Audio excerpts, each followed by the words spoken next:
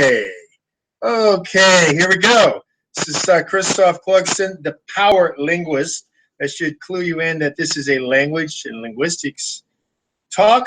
I had a lot of messages for a long time to do more language stuff, to use imprecise terms.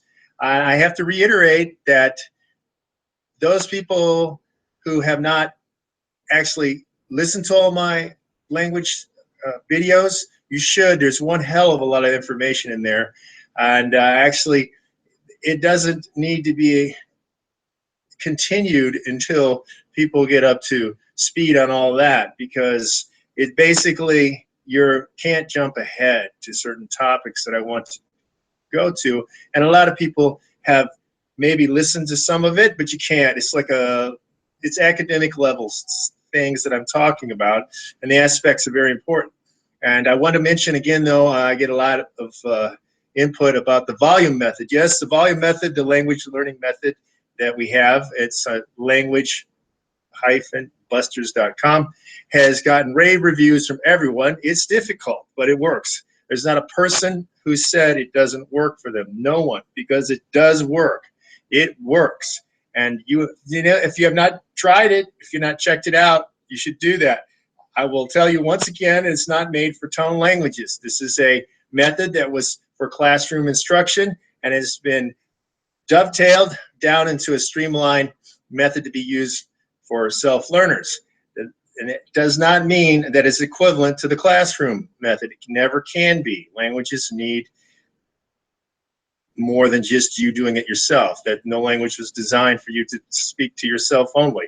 But that being said, so what do I want to talk about here? Well, this goes back a ways. I was in certain different groups. I've been on a lot of forums for over 15 years, I think, on the internet. Some of the language learning forums, and that also try to pass themselves off as pseudo-intellectual. And I don't even go to those forums anymore. I haven't gone to them for a long time, well over 9 years, because it's just, as I said, filled with pseudo-intellectuals. I happen to be in a few Facebook groups, and I don't even go to those much anymore. But I happened to get a feed, this is probably like 8 months ago, from someone in one of these Con Lang. Now, those of you who don't know what a Con Lang is, constructed languages.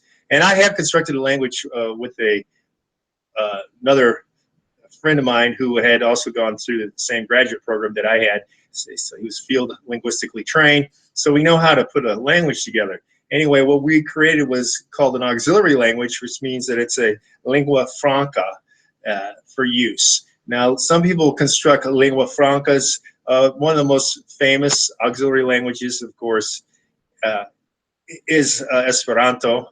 And from there, though, people in the Con Lang field come up with different languages that have no bearing to being actually used. They just want to construct them, or they have some fantasy things. Examples of Con Langs that were actually done well, things like Tolkien did. The Linguist, who's an actual linguist, who created the languages for Game of Thrones and also for Defiance, it's the same guy. I think he created 3 languages for Defiance, and I think he was working on those to expand them. And of course, Star Trek with a couple languages. Klingon was the first, and initially they didn't do much with it. They just kind of added some words, but it's grown, obviously. That program's been around for a long time, and it's been, the Trekkies or Trekkers or whatever they want to call themselves this week have been very adamant about increasing that language. So anyway, that's what a Con Lang is. A Con Lang is a constructed language, and there are a lot of people constructing languages, and they have no clue. They don't have any linguistics training. And there are a lot of these people saying they try to learn the IPA, but some of them fail miserably on that because, number one, they don't have the sound inputs to understand what certain sounds are. You can't learn what the symbols mean if you don't hear the sounds, the correct sounds. There are some sound files for certain common sounds, and those things that are in English or French or Spanish or German, any of these normal scripted languages, normal as in big languages, has sound files for some of the IPA. However, when you start getting into things like what is called, for lack of a better term, click-stop languages, which are South Saharan languages in Africa, there aren't. And that's not the only, there are quite a few languages that people don't know what they are. They don't really know how to make the unreleased sound. They don't know how to adequately use glottal stops, all sorts of things like that. Well, anyway, they try to construct these languages, as I'm saying, and they have no clue how a language is actually put together, because languages do follow a pattern, which is the grammar. That's what grammar is. Grammar is the underlying structure of a language, and that's what a real linguist, not Steve Kaufman, not Lao Shu, not Benny, I'm getting fatter polyclod. None of those guys know anything about a language. They don't know how to construct it, deconstruct it. They don't know how to analyze it. They don't know how to learn a language that is not scripted. Now, those are all skills. Some of you are like, oh, look, dismissing those skills does nothing, doesn't change the facts. And these constructed language people, I said, some guy was mixing all sorts of different things, and he was saying, well, sort of sound, and I want to have that sort of sound. And so I said, those sounds will not go in the same language. Well, what do you mean by that? Blah, blah, blah, blah. And I said, okay, what are your phonotactics? These bastards don't even know what phonotactics, none of them did. And like little millennials, they got upset. Well, why don't you do it? I said, oh, look, you want to take lessons from me? Because that's what education is. I know that you're pirates and thieves, and you think all information should be free, and that your job at Starbucks should be paid because it's service. And somehow you got it fucking backwards. Service should be free. Information, education that changes your life forever and improves your life and gives you a skill should be paid for. You cleaning up shit on the floor, filling up a damn coffee styrofoam cup is not something that should be paid. It isn't something anyone can do. It's replaceable by anyone. I get that out of the way as their confused, backwards value system always being around. I said, why? Do any of you know how to analyze a language? Not a damn one of them. Here they are. They're all going around saying that they're linguists. They're not. I said, have any of you in this group even passed any linguistics courses? I'm talking introduction level stuff. No, not a single one of them had. Some of them had self-study, that's IPA, which was very telling because they were mixing sounds that would not go together, and they don't know what phonotactics are. Now, if you don't know what phonotactics are, I'm not going to give out free lessons anymore. I'm going to say that phonotactics are the constraint of the permissible permissible sound shapes of what we call words in a language, and they're very telling.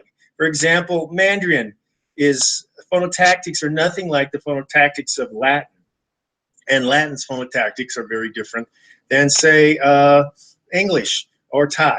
Thai and English, for example, there are certain permissible sounds that can be initial, but those sounds cannot be final. And some languages, you have sounds that are initial, but when they're medial, the sound changes. That happens in English quite a bit, and also by dialectical accent differences in English. That's one of the big things. People change it. Of course, the vowels change in English quite a bit. That's one of the most telling examples of how to figure out an accent in English. I'll give this one out. For example, the Canadian raises the diphthongs in the middle. It's middle up raised. So that's what the boot, and the boot, which comes from Scottish influence actually. But it's not the down. It's not lower down to about, out, and about in basic neutral, which would be northern Midwestern U.S. English speech. Now there you go. There's some free lesson. But what I'm saying here, these people did not know anything about phonotactics. And when I gave them free information and pointed the damn finger at the moon and say, don't miss all the heavenly glory by focusing on the finger, they focused on the finger and started blaming the messenger for their own fault at being ignorant.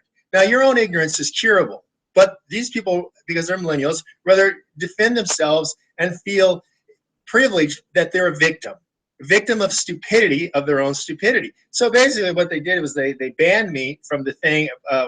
Right before they banned me, they did a bunch of insults, trying to insult me, which is, you know, one of us has credentials and the other doesn't, and I'm the one that has credentials and they don't. And that's why I'm the power linguist, and I know what phonotactics are. Phonotactics is not some, you know, arcane esoteric knowledge that only I possess. It's any linguist worth his salt, to use that idiom, understands. Now, but what I find amazing are the amount of people who want to go on in error while they have slapped themselves in the back and feel good about their, basically their ignorance and their lack of ability to perform. This is the same thing, this parallel. The reason I bring this up, because this parallels what you see with people like Lao Shu. Lao Shu sucks in all of the languages he tries to speak. Basically, his Mandarin is okay. His French is so intolerable, no one's going to speak to him. But yet he cheats. I'm not going to go into his backward idea about who should get paid and he should pirate from people free tutoring, but his lack of finding out the sounds and learning IPA and correcting his pronunciation of many languages is a huge fault. And he was hooked up with that guy, Dosa, whatever his name is. That guy has spent time learning IPA and is very good. Now, his pronunciation of the languages that he speaks is very, very good because he has worked on that. Now, people don't want to do that because it's not easy. It's not, I don't feel like, oh, you should understand that. I want to back, lunch, you, no, I come, you from my, what? This is what it, that's English. That was me doing his English in English, what he sounds like in French. Did you understand a damn word I said? No.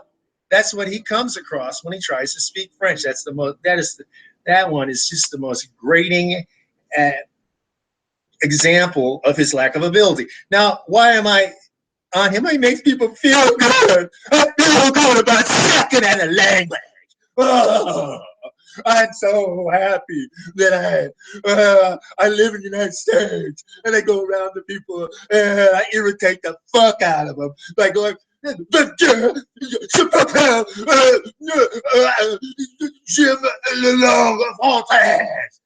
know, it's so horrible that I got Alex Jonesy there for a moment. That's to reinforce the point that these people do not want to correct themselves.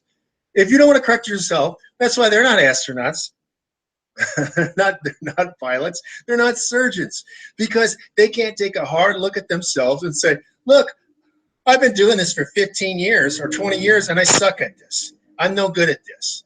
I have not lived in the environment. I can't fool people that I'm a native speaker remotely. Or I can't fool people that have lived in that country for a long time. I can't, you know?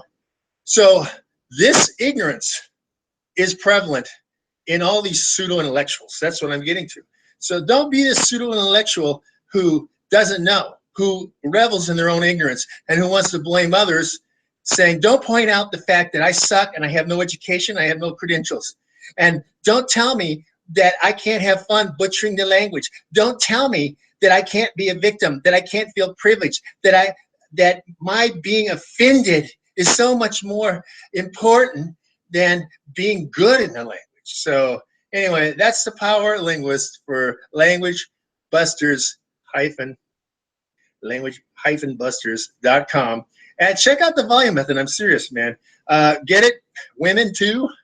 Men is an idiom. So I got to tell you, I have some legitimate topics to talk about, more about the idioms people use and the malapropisms, misnomers, things that have been corrupted that have no bearing on the original semantic force. I'll get to those soon. But anyway, that was a short one. So spread this video, like this video. Once again, on all my language stuff, real name, real photo. Look, If you can't talk to a court of law without giving your real name and your real self, you can't do it here either because it lacks credibility. And if you have no credibility and because you're scared, get off the internet. Go into your mom's basement, hang out there, millennial. All right? Okay. So see ya later. If I can find the off button.